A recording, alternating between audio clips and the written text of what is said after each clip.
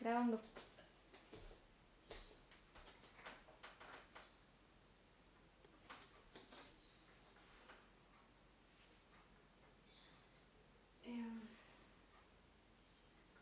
¿Te acuerdas de la fiesta? Bueno, pues bebí muchísimo y Sí. la verdad es que no me acuerdo de nada. Pero al día siguiente cuando me desperté estabas tú a mi lado. ¿Y por eso te largaste así? ¿Qué pasó? Pues que te quedaste dormida en un sillón y tuve que ir a tu amiga a llevarte a tu cama porque es que ya es un pedo. Ya,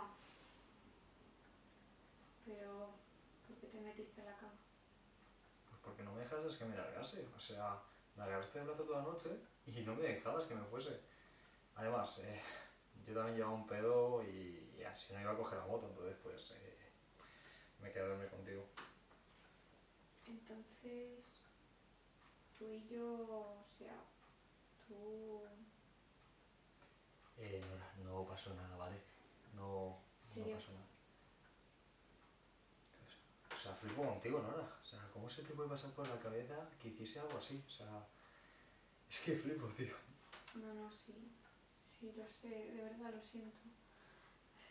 Es Ya, que ya. no sé Ya. qué me pasa últimamente, estoy como gilipollas, no sé. De verdad lo siento.